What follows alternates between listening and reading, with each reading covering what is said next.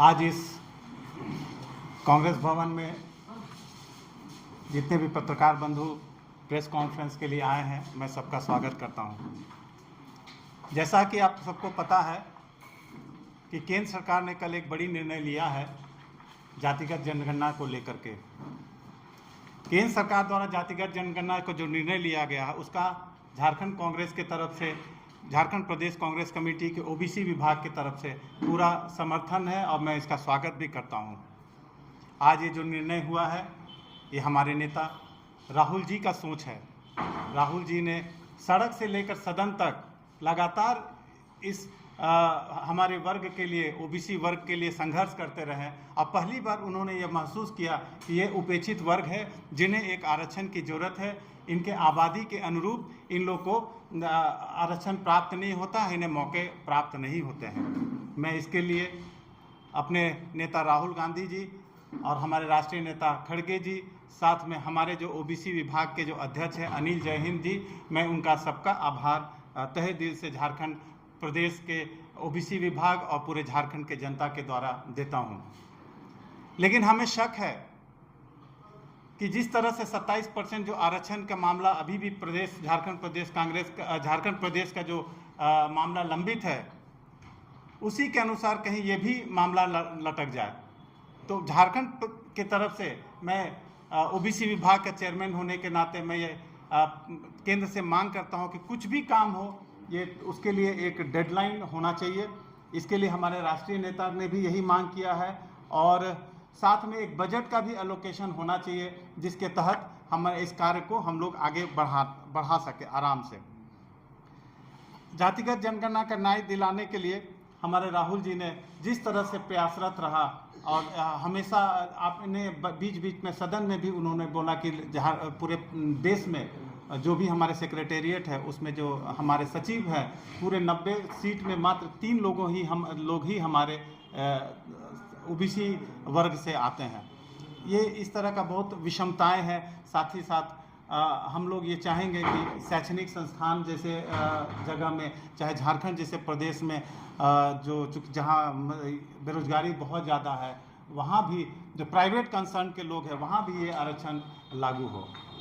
हमारे साथ हमारे जनरल सेक्रेटरी प्रदेश के बैठे हुए राजेश गुप्ता छोटी जी भी, इनकी भी कुछ बातें हैं जो आपके समक्ष रखेंगे। राजेश।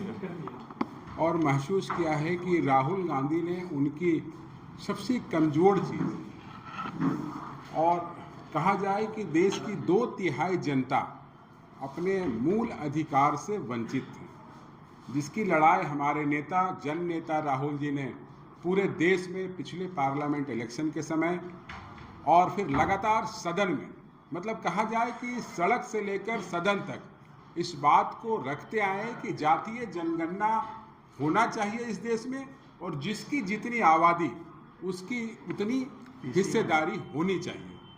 और उसी परिप्रेक्ष्य में लगातार बोलते बोलते इस भाजपा की सरकार ने, केंद्र की सरकार ने आखिरकार राहुल जी की बात को समझे और कल कैबिनेट से ये उन्होंने निर्णय लिया कि देश में जातीय जनगणना होना चाहिए। और जातीय जनगणना होना चाहिए केवल बोलने से नहीं, वो इसलिए मैं इस बात को कह रहा हूँ। एक दूसरी ओर मैं उनका स्वागत करता हूँ, मगर इस बात को इसलिए कह रहा हूँ कि लगातार मोदी जी ने इस देश की जनता के साथ हमेशा ऐसी छलने वाली बातें कही है जिससे लोगों को विश्वास नहीं होता है। जैसे हमारे प्रदेश के ओबीसी के चेयरमैन अभिलाष जी ने बताया कि फंड का एलोकेशन होना चाहिए, बिना फंड का एलोकेशन नहीं हुए इसकी कोई महत्ता नहीं रहेगी, कोई कार्य आगे नहीं बढ़ेगा।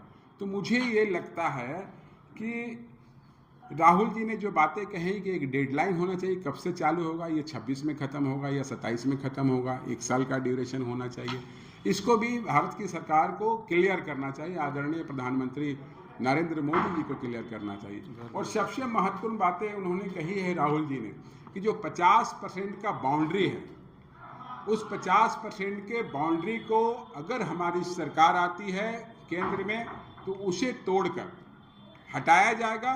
और जो बातें हो रही है कि 52-54% जो पिछड़ी जाति के लोग हैं या अदर्स दूसरे कास्ट के लोग हैं, उनका जो राइट होगा वो संवैधानिक तरीका से होगा।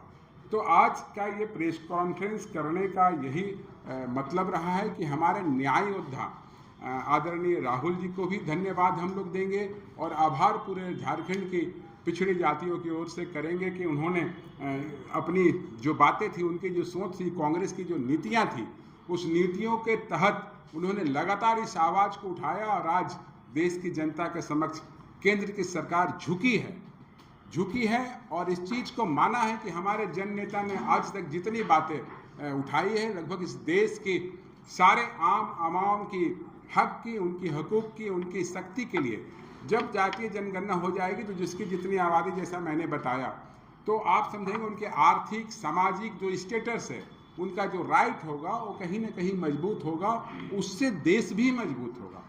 ये हमारे नेता का सोच रहा है। और हमारे दाहिनी ओर बैठे हुए हमारे साथी, इस कार्यालय के प्रभारी सीनियर कांग्रेस लीडर राजन वर्मा जी, अगर कुछ बोलना चाहते हैं तो आप अपनी बातों को रख सकते हैं। अभिलाष जी को पुनः मैं माइक दूंगा और कोई बातें ही आप लोग की कोई सवाल है तो आप लोग कर सकते हैं।